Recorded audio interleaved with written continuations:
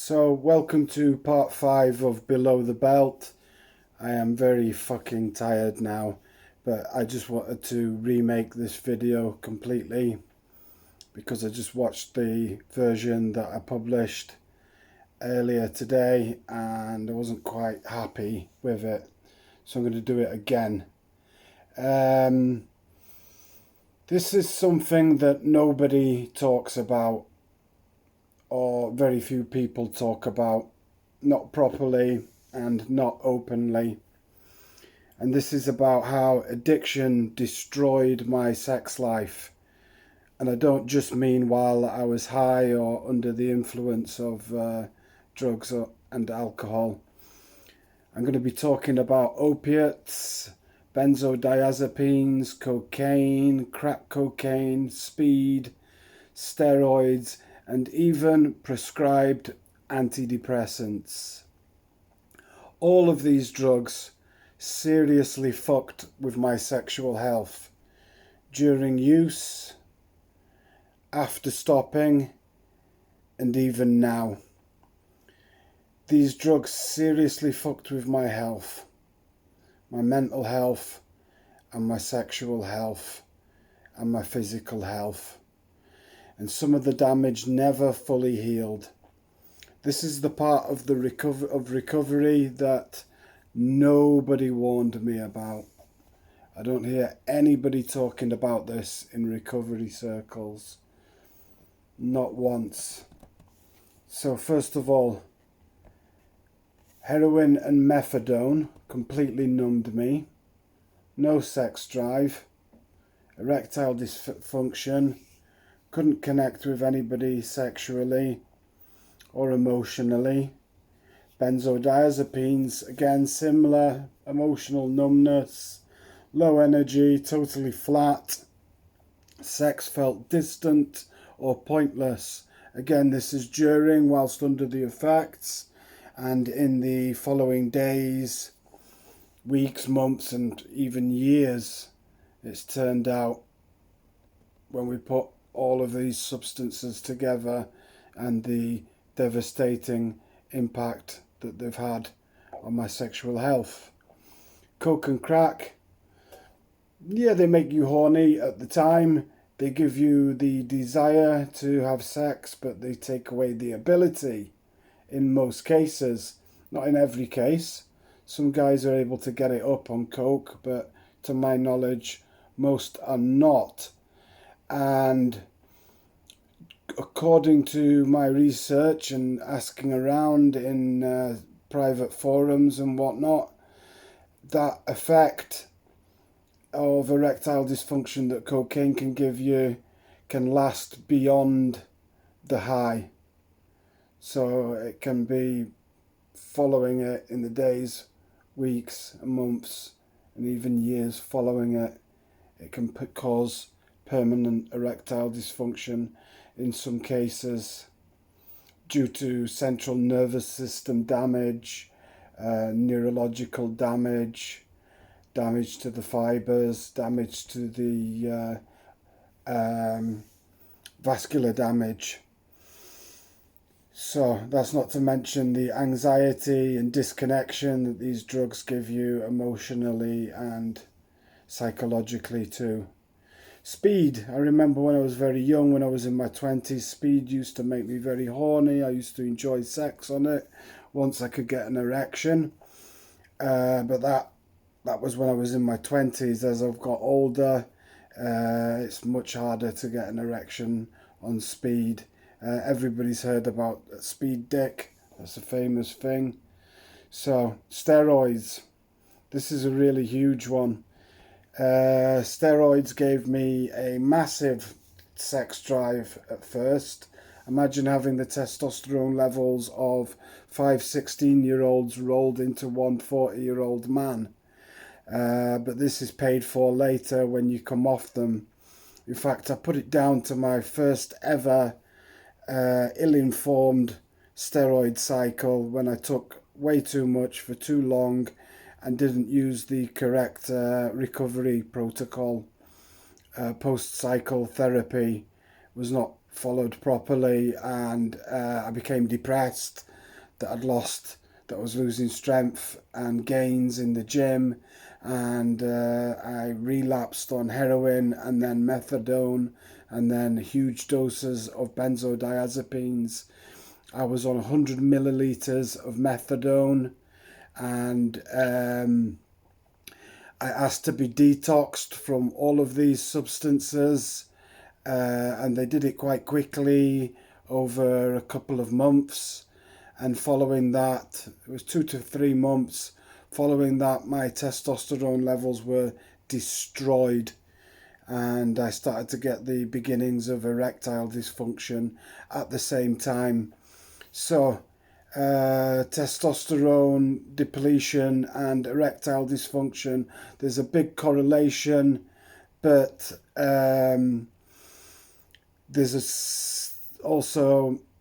there's a difference in that treating one doesn't necessarily treat the other.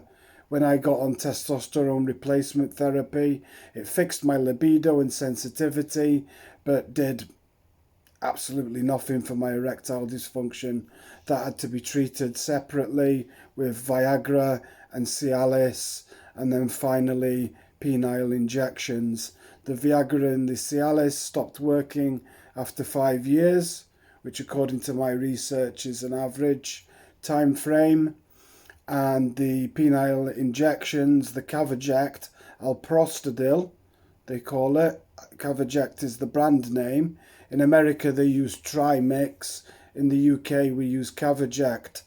That didn't last very long at all for me, and it was really inconvenient because it gave me an erection for 2 hours, a painful erection, and only after a few months of using it, it gave me Peyronie's disease, which is a bend in the penis that gets worse and worse. It's a progressive disease. Coming off steroids, the crash is brutal, and my hormones never fully bounced back after that first cycle. Now let's talk about antidepressants. Many years ago, when I was in my late 20s, I went through a period of complete sobriety from alcohol. I was teetotal for 6 months, and I got on fluoxetine, Prozac, and it completely killed my libido. So I don't know why they use these selective serotonin reuptake inhibitors as antidepressants, because completely losing your fucking libido is not going to help you with depression. I had a girlfriend at the time, a very loving girlfriend, who felt that I didn't want her. And it's not that I didn't enjoy sex with her when we had it. It's that I just had no drive. I never initiated it. I didn't have any erectile dysfunction at the time, but that's because I was in my late 20s. I know that many people in drug recovery are on selective serotonin reuptake inhibitors, and I never hear any of them talking about the effect that these very often have on your sex drive. Doctors never talk about that to you before giving them you. I suppose that's because you wouldn't take them in that case. So, they delayed my orgasm as well, the selective serotonin reuptake inhibitors. There was some emotional flatness. Like, I found it difficult to experience falling in love, strangely, with my girlfriend. So, and as I said just now, they give these selective serotonin reuptake inhibitors all the time to people in recovery, and it's one of the cruel ironies of recovery that you get clean, but then the meds that are meant to help you in your recovery kill off what's left of your sex life, of your sex drive, and then of course your sex life, whatever is remaining from the damage that's already been done from the drugs that you were addicted to. and nobody warns you that this can happen. I haven't heard it. So, hormonal and endocrine damage. Long-term use of all these drugs that I've spoken about, I believe, destroyed my hormonal balance, my endocrine system. My testosterone crashed. My whole endocrine system, including my estradiol, took a beating. Estradiol is estrogen that is produced by men.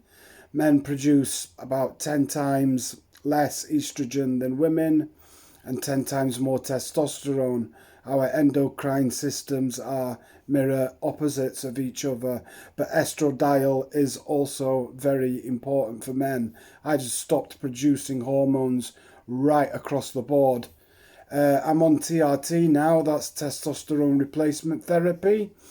And yeah, it helped with my libido. I've been on it, I'm 48 now. I've been on it since I was 40, self-administered. Yeah, it helped with my libido. It helped with the sensitivity, but it did not help with my erectile dysfunction at all. I needed pills for that. I needed Viagra. I needed Cialis. And once I got on that, I thought everything's hunky-dory. My sex drive was back with a vengeance, and my ability to perform was back, just like being a very young man again. So I didn't think about it anymore, just pop the pills and have at it. But 5 years later, as I've learned is an average, and the pills stopped working because the underlying condition got worse.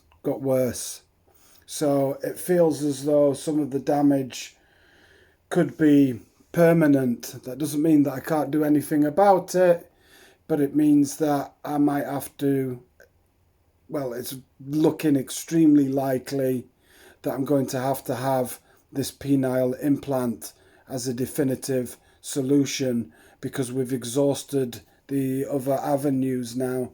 The pills, the injections, the vacuum pump. At this point, I could have a Doppler ultrasound to find out what the cause was, to find out if there's any arterial damage or plaques formed in my penis. But it doesn't really make a difference, because even if that's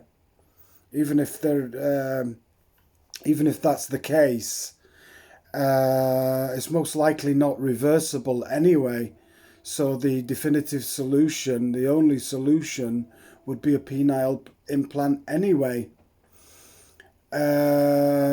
So even with the TRT, I haven't fully recovered my sex life. With the pills, they were great for a few years. That meant that I ignored whatever the underlying cause was, and it's almost impossible, if at least extremely difficult, to find out what the underlying cause was. It could even be high cholesterol. I found that I did have slightly elevated cholesterol for a while, and apparently that runs in my family. I did a bit of research and discovered that statins can potentially reverse arterial damage in some cases. So I tried them out for a year. Fuck all difference. No difference whatsoever. So yeah, most doctors don't talk to you about the long-term risks or risks of antidepressants on your sex life. They only react once the damage is done by giving you Cialis or Viagra. It doesn't. These are sticky plaster solutions. They do not get to the underlying cause. But I'm not blaming doctors for this. That's just because it is really hard to know what the underlying cause is. So, psychological impact. Let's talk about psychological erectile dysfunction. In some cases, actually, these cases are quite rare. The erectile dysfunction can be psychological, but there is a simple way of finding out if this is your case, and that is nocturnal erections. If you are having problems with your sex life and getting it up, but you're still getting erections during your sleep, that means that your problem is probably psychological. But if you're not getting erections either in your sex life or in your sleep, then the problem is most likely organic and physical. So the impact that all this has when you've exhausted the avenues and the pills are no longer working and the fucking injections have given you Peyronie's disease, which is a whole new problem where your penis is bent like a banana and it's only going to get worse. And the longer this problem is left, the longer the problem is left, the worse the result that you're going to get from the penile implant, because you can get shortening of the penis from this. So I'm fucking hoping that I'm going to get expedited, fast-tracked for this operation now that I've got Peyronie's disease, and I'm hoping not to lose any size. Not that I was ever massive to start with. I have a perfectly normal penis, 6 inches. I never really cared about being bigger, but I wouldn't want to be smaller either, because I've always said I'm not big and I'm not small. I have a normal penis, but it's my size, and I would prefer very much to preserve it, to preserve what is mine. So the effect of all this is that you can feel broken, unattractive, and ashamed. Even when somebody wants you, which was the case with my ex-girlfriend, she was perfectly happy to work through these issues with me because she already loved me, and we got back together after many years. Even in this case, it's just, she felt as though this was just a man thing, that it was bothering me, but I wasn't convinced. She was prepared to work through it with me, but I still didn't feel confident at all. She wanted me, and it was hard for me to meet her there physically or emotionally. I did meet a lovely girl at a festival, and I didn't let it progress beyond kissing and cuddling because I wasn't confident that I'd be able to perform if we were to progress it to the next level. So now intimacy and dating is something that I'm avoiding completely until I can get this situation under my belt dealt with. So you withdraw and you isolate, because it becomes easier to be alone than to feel like you're failing again and again. And not only do you isolate from dating, you isolate socially as well. It's hard to say why exactly, but I don't know, in social situations, it's just very often we talk about sex and dating and relationships and things like that, and you don't want to have to explain to people why that's something that you avoid. There's only a very, I can count on one hand the close friends that I've told about this situation. I know I'm telling the whole of YouTube right now. I'm kind of coming out, if you will, but I actually haven't told most of my friends about this at all, and it has definitely had a big impact on my social life. Also because I'm just so fucking depressed, that when I become depressed, I tend to isolate and lose my energy and just drive for life, basically. So why is nobody talking about this in recovery? I think it's because recovery narratives focus more on on hope, on purpose, on rebuilding. But what if a part of you does not rebuild? What if a part of you just doesn't come back? This part. We talk about cravings in recovery circles. We talk about triggers. We talk about relapse. But we do not talk about the sexual fallout in recovery circles. Many people in recovery circles are still young. So people don't talk about the humiliation of suffering from sexual dysfunction while they're still young and clean and feeling like a ghost of who you once were. I'm not young anymore, I'm 48. But yeah, this is not something that I've ever brought up in any of the recovery circles that I've attended to or meetings that I've attended. And I haven't heard it mentioned once, even though so many people in the recovery circles that I've been a part of, nearly everybody is on some kind of antidepressant, and usually it's a selective serotonin reuptake inhibitor. These are the main culprits for causing sexual side effects. Less so with dopamine reuptake inhibitors, but that's a topic for another time. So the silence adds to the shame. It makes people think that they are the only ones going through this. But they're not.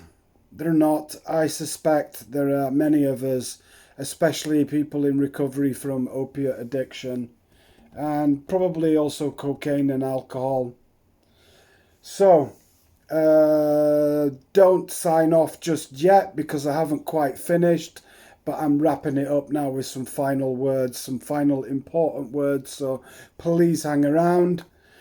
I want you to know that if this is happening to you, you're not imagining it. It is real. And unfortunately, in the majority of cases, erectile dysfunction is physical and not psychological. You might feel broken. You might feel damaged. I do too. Hopefully I'm going to get myself fixed. I won't be quite as I was before because I will have a bionic penis which will be operated by a pump hidden in the scrotum. They say it's discreet. It's mechanical, so it can't really fail. Satisfaction rate is very high. I'm not quite sure how I'm going to navigate that one in my dating life. I'm not sure whether they would know or not. It's probably a conversation that I'm going to have with a prospective partner at some point, and that's definitely not something I'm looking forward to. So this is the price. This is a very heavy price that addiction can leave behind, and it needs to be spoken about. In fact, if it were or was, whichever word you prefer to use in this case grammatically, if it were spoken about more, I think that would be an absolutely massive deterrent, especially for young people, but not only young people. Us people in our 40s, we like to have sex too. And people older than me, I should imagine. Most people would like to enjoy a healthy sex life, like well into their advanced years, and why the hell not? So this is something that absolutely should be spoken about in recovery circles, and it should be spoken about when educating people about the heavy price that you can pay for drug addiction. I can't think of a stronger deterrent. And there is no magic cure. The pills are not a magic cure. They're not magic pills. They work on average for about 5 years, and then they stop working, not because you built up a tolerance, but because the underlying cause got worse. So there may be no full recovery, but your story still matters. You still matter. And even in the wreckage, you are not alone. So, if this video resonated with you, please give it a thumbs up, share it with whoever you think it might help, and subscribe to my channel Below the Belt for more content like this. Until next time, thank you.